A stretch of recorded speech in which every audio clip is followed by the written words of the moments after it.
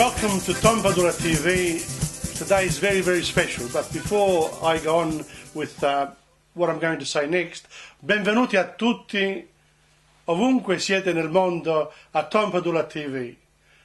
Today we have a very special guest, and his name is Kelvin Thomson. In Australia they know him very well, and also worldwide, because when I switch on Rai TV I see your face and commenting on what goes on almost daily here in Australia. Kelvin, we don't know who you really are. I mean, where were you born? I mean, can you tell us a bit about yourself? Sure, Tom, and it's great to talk with you. Well, I was born at a very early age. I was born in Pascoe Vale in Melbourne, in Australia. And I grew up in Pascoe Vale, and indeed I still live in Coburg, which is the adjoining suburb. I went to Pascoe Vale North Primary School and was lucky enough to win a scholarship to Essendon Grammar School with my secondary education. And after that went to the University of Melbourne. I did 2 degrees there, one in history and politics, the arts degree, and then later on I went back and did a law degree for good measure. When were these years? When were you at Melbourne University? Well, I was born in 1955, and I completed what was then called HSC in 1972. So the university years were 1973 to 1977. That was all the Whitlam era. Gough Whitlam had been elected Prime Minister. It was the tail end of the Vietnam War. It was a time of some significant student unrest. I've got to say, we still had the odd campus demonstration. And when I went to university and a group of students just walked without a sound through a classroom from one end to the other in a conga line, I realised I'd come to a different place from secondary school. So it was a time of student... It was a beautiful place, Melbourne University, in the 70s. Yes, and I think it's still a beautiful place, but it's interesting. I think that then there was more a focus on knowledge and learning for its own sake, whereas now it seems to me that a lot of university education is very much career oriented and business driven. Well, over the years, I arrived at Melbourne University in 1968 myself, so yes. I was just before you there for a few years. And yes, those times of the Vietnam War were very, very special. Jim Keynes used to come around. Yes.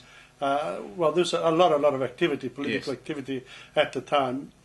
But over the years, I think the universities in Australia in general have been very successful from the 70s onward. From Whitlam's days on, even though there was a lot of controversy, really things have started to change, haven't they? Yes, they have. And, well, I think that was a great period for universities, and Gough Whitlam was, of course, well known for introducing free tertiary education, and there was a great opening up of universities to people who previously hadn't had access to the tertiary education. I think there was a real flowering of learning at that time, and many of the universities... But then he lost it to Malcolm Fraser.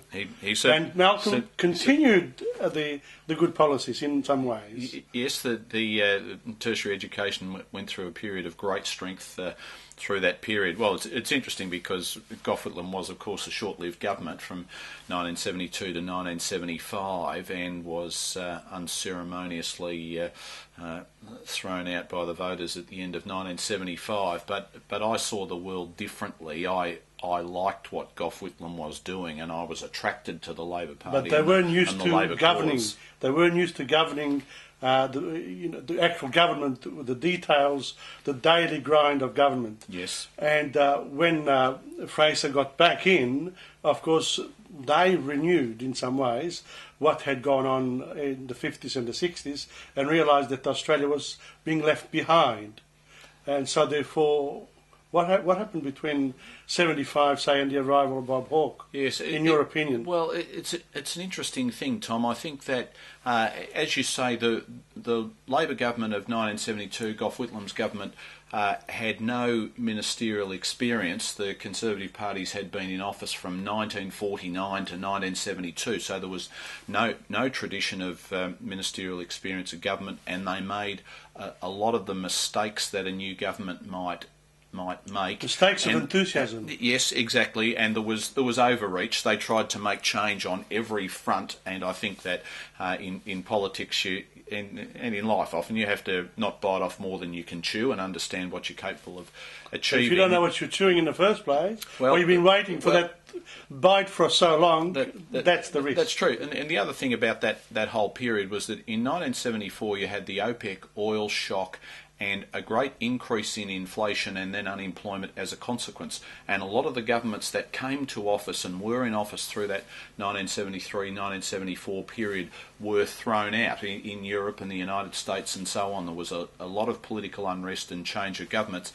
And the Fraser government turned out to be not particularly better in terms of managing employment and inflation and the like. But they did realise one thing, though. They realised that Australia, in the manufacturing and the way it conducted itself with the rest of the world, could no longer sustain itself as in the Menzies era.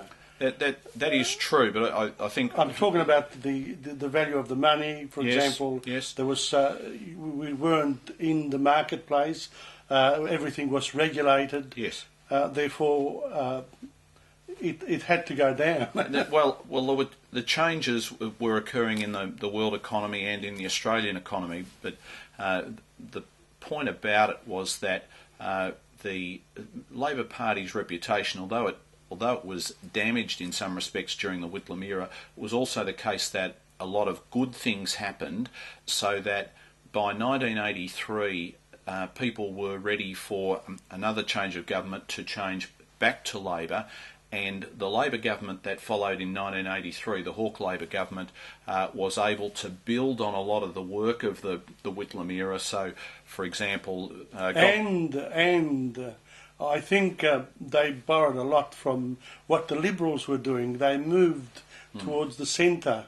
So in other words, it is at that time that Labor started to change, and the current Labor of today, Labor today is a party that, has it lost its way? Well, in relation to reforms of the Hawke period, there was building on the work of the Whitlam government. So the Whitlam government had introduced Medibank, the universal health care. The Fraser government had played around with that and had damaged that.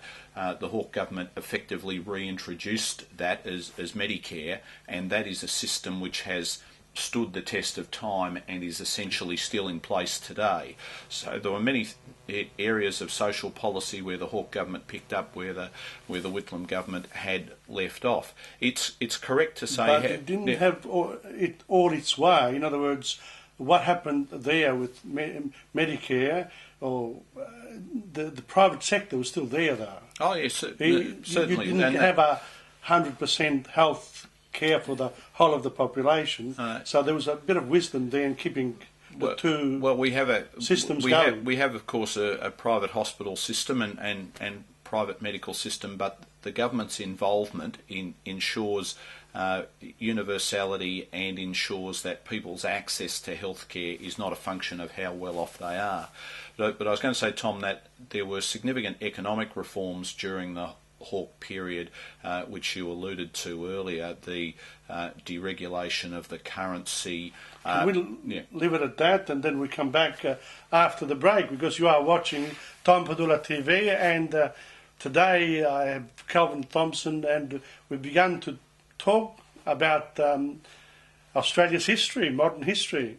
And yes, you were there at Melbourne Uni, and they were great times. Indeed.